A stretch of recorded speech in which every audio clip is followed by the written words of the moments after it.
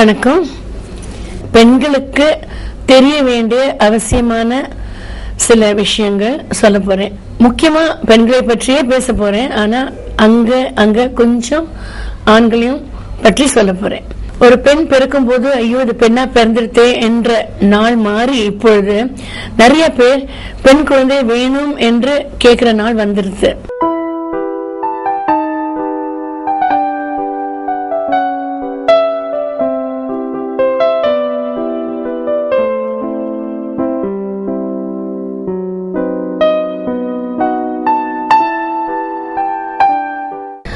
ஒரு பெண் பிறந்த உடனே அவளுக்கு என்னெல்லாம் நடக்கிறது?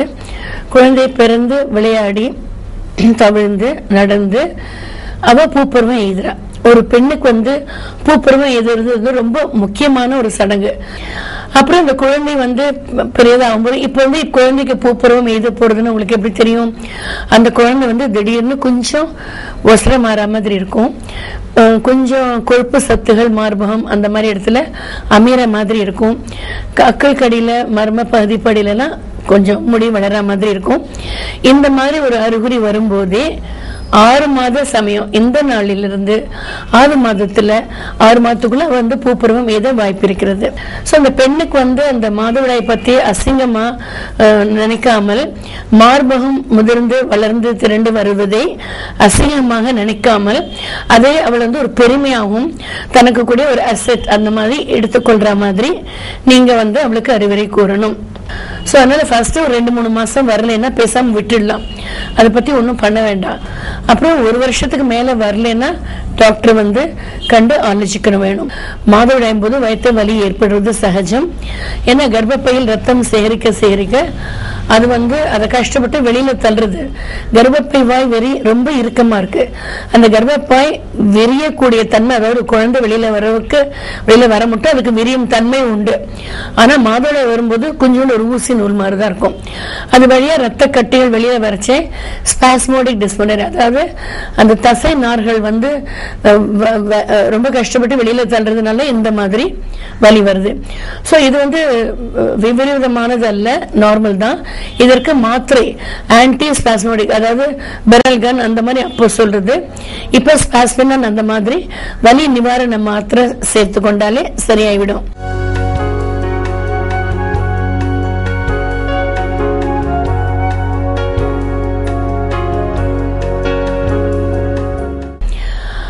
அதுக்கப்புறம் இந்த பெண்ணுக்கு மனமாறுது. எப்படி குழந்தை பிறக்கிறது?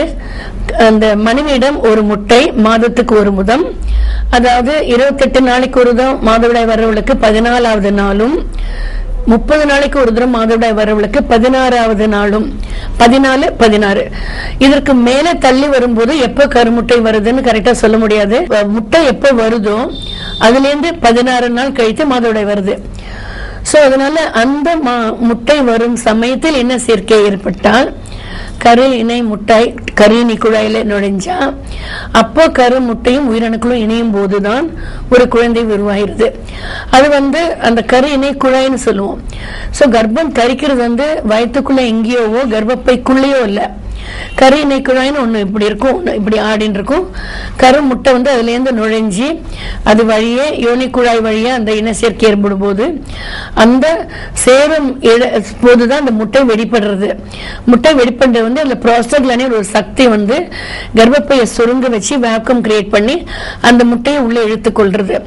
அந்த உயிரணுக்கள் வேகமா செல்லும் ஒரு, அதாவது மொட்டிலிட்டின்னு சொல்லி கடவுள் வழங்கியிருக்கார். அது வேறு இடத்துல இருந்து கரு முட்டையை சேர்றது சென்னை ஆஸ்திரேலியா போற தூரம் அது வேகமா போகணும். நடுவில் பல தடங்கல்கள் அது வரும். ஆனா ஒரு உயிரணு அந்த முட்டையோட இணைந்து கரு நிக்கிறது.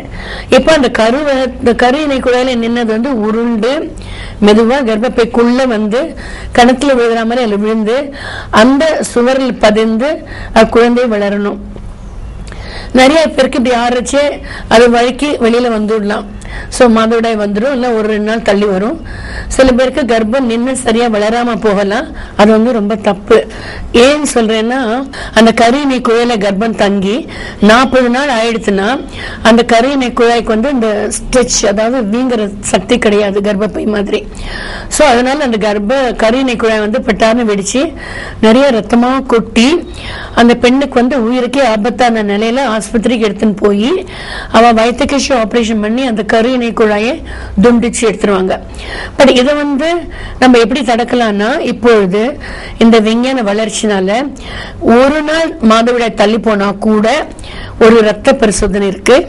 ரத்தத்திலேருந்து பீட்டா HCGன்னு ஒரு ரத்த டெஸ்ட், இன்னொன்னு சிறுநீர்ல பண்றது ஒண்ணு இருக்கு. பட் அது 100% கரெக்டா கொடுக்காது. இருந்தாலும் அவசரத்துக்கு கர்ப்பமா இல்லையான்னு பண்ணி பார்க்கறதுல தப்பு இல்லை. இந்த ரத்த டெஸ்ட் வந்து பாசிட்டிவ்னு வந்ததுன்னா பெண் நிச்சயமா கர்ப்பம் தான் இருக்கான்னு அர்த்தம்.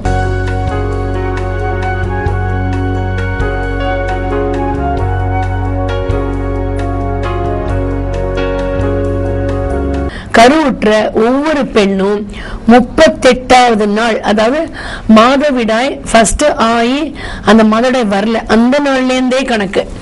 இந்த மாசம் வரல, இன்னைக்கு வரலன்னா இன்னைல இருந்து 8 நாள் தள்ளி கண்டிப்பா போய் அந்த ஸ்கேன்ல வந்து கர்ப்பப்பையில கரு பதிஞ்சிருக்கா இல்லையா என்பது தெரிஞ்சுக்கிறது ரொம்ப அவசியம். இது வந்து பெண்ணின் உயிரை காப்பாற்றக்கூடிய ஒரு முக்கியமான விஷயம். சோ இத பண்ணிட்டோம்னா நெக்ஸ்ட் என்ன பண்ணணும், உங்களுக்கு 45-50 நாள்ல அந்த கரு சரியா வளர்றதா, அதுக்கு உயிர் துடிப்பு வந்து விட்டதா, இது சரியா இருக்கா அப்படின்னு தெரிஞ்சுக்கணும் இல்லையா. சோ 45-50 நாளுக்குள்ள வந்து துடிப்பு வரல, ஆனா கர்ப்பம் இருக்குன்னு சொன்னா கர்ப்பம் வந்து இறந்து போச்சு, சரியா இல்ல, வளராது. ஏன் டாக்டர் இப்படி ஆச்சு, அடுத்த குழந்தை இப்படி ஆகுமா, என்ன பரிசோதனைக்கு எனக்கு என்ன தப்புன்னு சொல்லுங்க, கர்ப்பப்பை சரியா இல்லையா, இல்லைன்னா என் கணவருக்கு ஏதாவது பாதிப்பு இருக்கா, அவருக்கு உயிரணுக்கள் ரொம்ப குறைந்த அளவு இருக்கா, அதனால இப்படி இருக்கலாமா, இல்லைன்னா சில போதிய சத்து உடம்புல இல்லையா, அதுக்கு ஃபோலிக் ஆசிட்னு ஒரு மாத்திரை கொடுப்போம். அது ரொம்ப சீப் மாத்திரை, 5 மில்லிகிராம்னு சொல்லுவோம். அதை வந்து தினம் ஒரு மாத்திரை 3 மாதம் 6 மாதம் சாப்பிட்ட பிறகுதான் மறு கர்ப்பத்துக்கு ட்ரை பண்ண சொல்லுவோம். அந்த மறு கர்ப்பம்னு வரைச்சே சும்மா ஆக்சிடென்டல், கடவுள் கொடுத்த வரம், கடவுள் கொடுத்ததுதான் இல்லைங்கள, அதை நீங்க வந்து நல்ல விதமா பெற்றுக்கொள்ளலாம். அதாவது 28 நாளைக்கு ஒரு முறை மாதவிடாய் வரவங்க இணை சேர்க்கை இந்த கரெக்டா அந்த கரு முட்டை வர சமயம், அதாவது 12, 13, 14, 15 அந்த நாள்ல இணை சேர்க்கை வைத்துக் கொண்டால் நல்ல கருமுட்டை, முதிர்ந்து திரண்ட கருமுட்டையும் நல்ல உயிரணுக்களையும் இணைய வாய்ப்பு, அபார்ஷன் கரு சிதைவு ஆறுது குறையும். அந்த ஃபோலிக் ஆசிட்ங்கிற மாத்திரை உட்கொள்ள வேண்டும்.